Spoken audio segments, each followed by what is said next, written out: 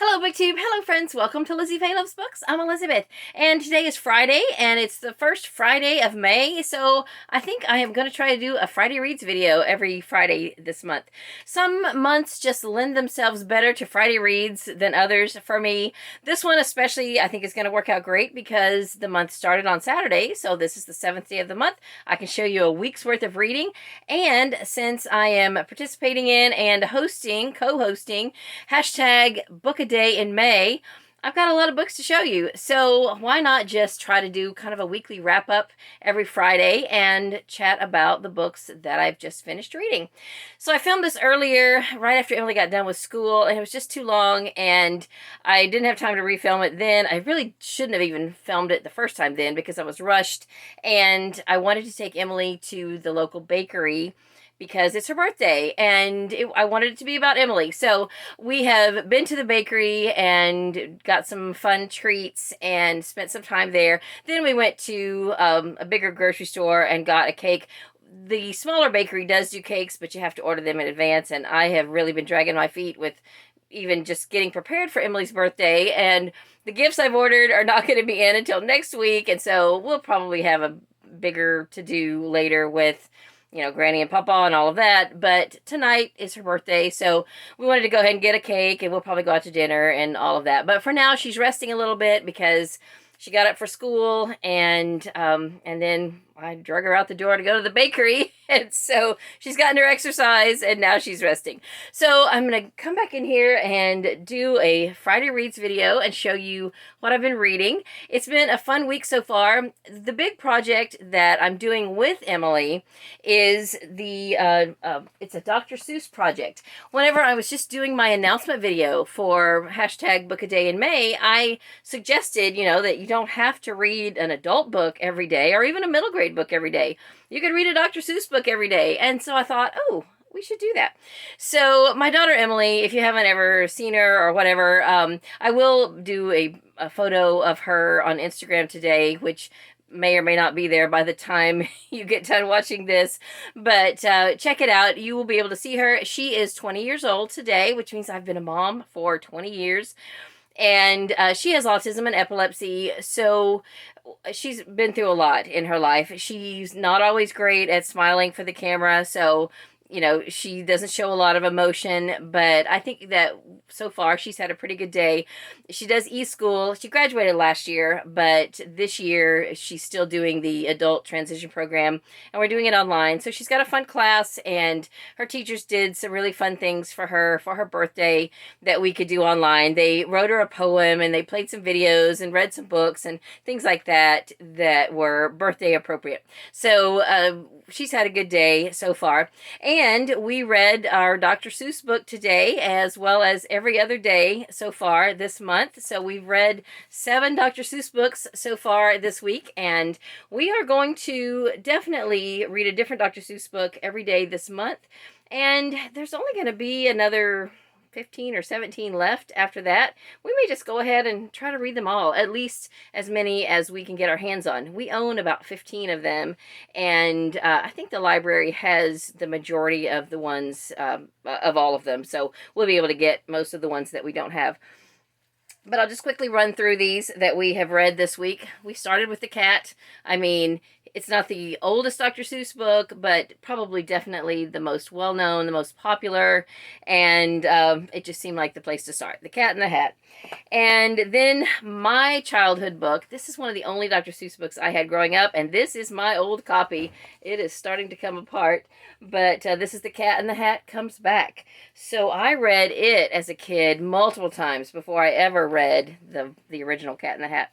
Then we read Yertle the Turtle and Other Stories. Has 3 stories in here, all have to do with characters that are a little bit selfish and full of themselves, and there's some good lessons in Yertle the Turtle. And to think that I saw it on Mulberry Street is the first Dr. Seuss book that was published. I didn't think we had it until I explored our shelves a little bit better and then discovered that we did. So this one kind of has to do with making up stories and, you know, whether that's the right thing to do or the wrong thing to do and all of that. And I had kind of forgotten really what either of these were about. So, you know, and I don't know that I've ever read all of the Dr. Seuss books, but these next two I've definitely read. These were both favorites for my kids when they were young. Green Eggs and Ham, love it. And One Fish, Two Fish, Red Fish, Blue Fish. I love this one. So then today, because it's Emily's birthday, we got this from the library.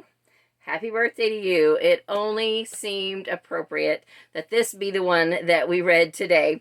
And we had checked it out at the library maybe 10 years ago or so and read it. And I remember thinking then that the fantastical things that are done for the birthday child in this book are so out there that, you know, you're reading it to your child and you think, I can't even begin to measure up to the stuff that this birthday child is getting, but it's still fun. You know, they're just fun books and very imaginative. And, you know, I just love the colors, the bright colors. You know, when you see a stack of books in these colors, you know it's going to be a fun stack of books to read. So I'm really happy that we decided to do this project, or that I decided to do the project. I sort of kind of forced Emily into it, but I think she's okay with it. So anyway, what have I been reading as far as all my other reading? I'm still doing a book a day in May of everything else. And so far I have only finished one of the books that I carried over from a previous month. All the rest are books that I have started and finished during the month, most of them on audio, I guess. Yeah, one ebook and the rest audio. And not all are middle grade books. The one that I finished that I had started previously is kind of a chunker, but I was half done when the month started. This is The 7.5 Deaths of Evelyn Hardcastle. And this is by Stuart Turton. I heard mixed things about this. I didn't hate it, but the thing about it is that it's very confusing. And I would almost like to see a chart of it all laid out, spoilers and everything. I kind of need that. If y'all know if that exists, let me know, because before our book club has to discuss that one and I have to lead the discussion, I kind of need to get it a little more solid in my head. And then I did read the last in the Testing Trilogy by Joelle Charbonneau, so I can check another middle grade or YA trilogy off my list. The other book in this series, sort of, that I read is a prequel novella that was on ebook, and it was maybe 30 pages. So I read it all in one sitting, and it was a prequel. Sorry if you can hear, there's a big truck going by, and the dogs have to bark at it. So this trilogy centers around a girl named Valencia Vale, and when the series first opens, the trilogy first opens, she's getting out of high school and going to the testing for university. Now, not everyone gets to go through testing. You have to be over and above everyone, you know, in your district to get picked. So the prequel is about her older brother and his quest to be picked for the testing. And I wish it had been longer. I would have liked to have known a little bit more of his story. He does make an appearance in this book, so it's kind of fun to go back then to the prequel and see a little bit more about him. But I would have liked to have seen more. There could really be a whole nother book, full-length book about his story, I think. So, you know, maybe I should write to the author and ask her about that. Then I listened to a Miss Julia book. Now, I've got both of the last two here in physical form. Miss Julia Happily Ever After just came out, and it's not available on audio in any of my circles. So if I read this, it will have to be in print. But maybe I will use that for my Mood Reading May pick, because it's so hard for me to find anything to mood read. And really, right now, I'm feeling some pressure to get back to the books that I carried over all the way from January, but I'm not wanting to do that. I'm wanting to read this. So could that count for Mood Reading May if I just pick this up instead? I think it could. Anyway, I did finish listening to, or started and finished listening to, Miss Julia Knows a Thing or Two. This one didn't blow me away as much as some of them. It's still very good, very funny, but I didn't love it as much as some of the other books from the series. And speaking of that, now you guys have heard me gush about this series forever, and I've recently seen a couple of more negative reviews about the series, and one of them was from one of you guys that watch me, and so I just wanted to give a disclaimer that, you know, I understand these books are maybe not going to be for everybody, but I also, for any of you who, I want to say to any of you who haven't even picked up the first book yet, don't take them too seriously. They're really not meant to be serious. In fact, the person who I'm not going to call you out. So, but one thing she said was, you know, this was terrible. These are just caricatures of people. And I wanted to say, but yeah, they're caricatures of people. That's what they're supposed to be. It's just supposed to be light and fun and humorous. So don't take these too seriously. They're just fun and I think hilarious. But again, not going to be for everyone. And so I'm doing some author binges this month of some middle grade authors. So what I have read so far this month for that project are 2 books by Sharon Creech. Ruby Holler was a reread, and it was just as wonderful as I remembered. It's about 2 orphans who are growing up in a home and, as you can imagine, not having a very good experience. And I'm not going to say that they're angelic, though. They are 2 handfuls for sure, but just a very, very good book. And then for the first time, I listened to Chasing Redbird by Sharon Creech, and I just want to say that Sharon Creech does a great job of writing and crafting stories around family life and loss and tragedy in such a beautiful way. If you've ever read Walk Two Moons, that's a good example. I mean, that was a Newbery winner, and it's a beautiful book. I'm not going to reread it this month. I wanted to get to at least a couple of others that I hadn't read before. This was one of them, and I really did enjoy it. So the next book that I read by her is going to be The Great Unexpected, and I have not ever read this either and don't even know a thing about it. I'm going to go in blind on that one. And I have been listening to my middle grade books like this and the Sharon Creech books on my daughter Katie's Hoopla account because there were several shorter books I wanted to get to, and we are limited to 12 Hoopla borrows per month. So I realized last month when I ran out of borrows that, oh, ding, ding, ding, Katie hasn't used her Hoopla account in ages. So she said she gave me permission to use her account. So for her account, since she's a minor, I thought, well, I will just borrow middle grade books and books for younger readers on her account. And so that's what I've done. And so because that's on my old phone, it doesn't stay charged as long, but it also doesn't take very long to charge. My current phone takes a long time to charge lately, but it's also getting to where it doesn't hold up as long. So what I've been doing is just bouncing back and forth. When one phone is charging, I'm listening to something on the other phone. So I almost always have 2 different audiobooks on the go. So the other thing I'm listening to on my phone is I have my Scribd account on there. So instead of Hoopla books right now on my phone, I am listening to books on Scribd, and I decided to pick up these books by Allie Carter, which I don't think are on Hoopla anyway, and it's the Gallagher Girls series. The reason that this series has kind of been on my radar is because I have read or listened to her whole Embassy Row trilogy, and I enjoyed those. And in my Audible library, I've got a prequel to the Gallagher Girls, and I don't like to start with a prequel unless it was the first book that came out. I would rather kind of read in the order that the author wrote them as much of an extent as I can, and Scribd will cut me off after 2 or 3 books anyway. So I figured I'll go ahead and read 2 or 3, however long, however many of these I can get. I'm not even sure how many are in the series, 4, 6, I don't know.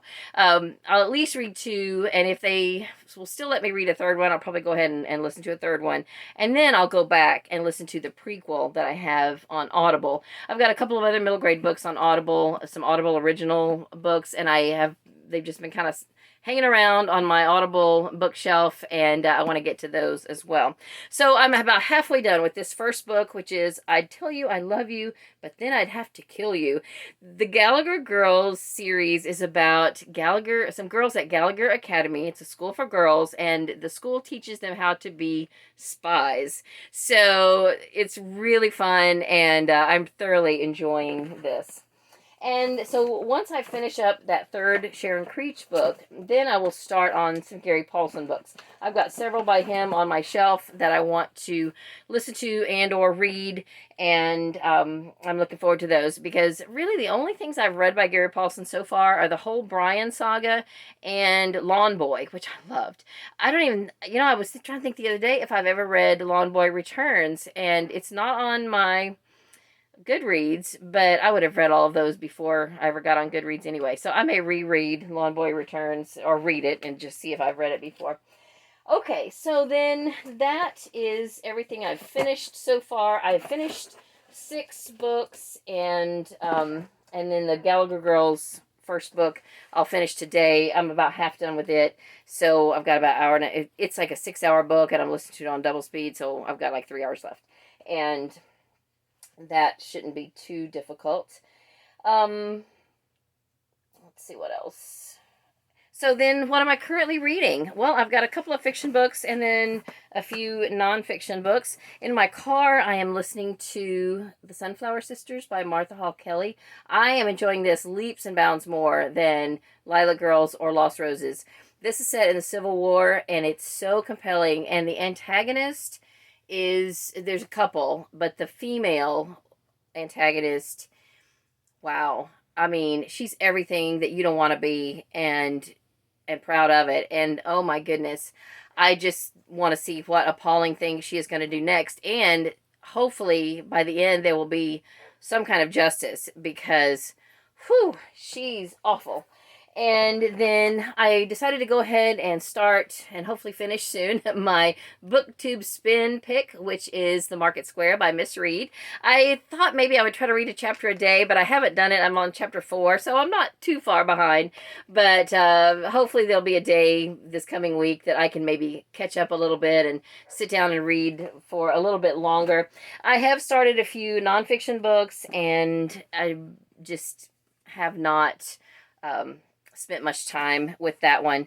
And I thought I would have a lot more morning reading time after finishing reading the Bible in 90 days. But what I have started doing that I failed to mention on my video where I talked about what it was like to read the Bible in 90 days is that now I'm going through a video series that our pastor is doing. He's actually still doing it, and it's a whole overview study of the Bible. And it was supposed to be 13 weeks, but he's missed a few weeks here and there because of some health issues. So he's still, I think this past Wednesday was the 9th one, and there's supposed to be 13.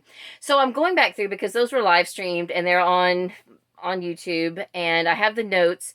So I'm just doing a little bit, maybe 20 minutes per, or even less, 15-20 minutes of each video per day, and actually taking the notes. And I can go back, because when you're sitting there in church and you're trying to get the notes, you miss some and you can't go back. So it's taking a little bit longer to do that, but I'm enjoying it, and it is really kind of solidifying all the things that I learned and that I read as I read through the Bible as quickly as I did. This is going back now and just really hitting the high points and the most important points. It's all important, but anyway, so that's what I'm doing as a part of my morning devotional. And then I also just today started Mere Christianity. Krista from Books and Jams and a group of people on YouTube are reading this, and I just picked it up from the library yesterday. So I started it today. I just read the foreword and the introduction, and I'm not sure how quickly I will read it. I don't even know what their reading schedule is, but I ended up reading this today, and so I didn't pick up my other nonfiction book, which I've been reading. This is just kind of a random book. It came out of my TBR jar, and I thought I'd go ahead and give it a look. I've got a few parenting books in my TBR jar. And of course, my kids are about grown, but I just wanted to go ahead and give it a second look, see if I could glean anything from it. And this is a really fast read. So this is How to Say It to Girls, Communicating with Your Growing Daughter by Nancy Gruber. And I've been reading 12 to 24 pages a day. I sort of divided it up, and to finish it in 1 month, I would need to read 12 pages a day. But once I got into it and realized how quickly I could read 12 pages, I've just been doing double that, so that maybe I can get it done by mid-month, and then I'll have that one checked off my list. And after that, I've just got a couple of other books from my last TBR jar draw, and then I can draw some more. So I'm excited about that. The other thing I mentioned right at the end of my Bible, Reading the Bible in 90 Days video was that I had found this on my shelf and I was going to read this. Daily Word for Weight Loss, Spiritual Guidance to Give You Courage on Your Journey, written by Colleen Zook and Elaine Meyer. So a couple of you commented, oh, I'm interested in that, but I need to tell you and anybody else who might have not commented, because I did write in the comments, I have started this now and I have a few red flags with this.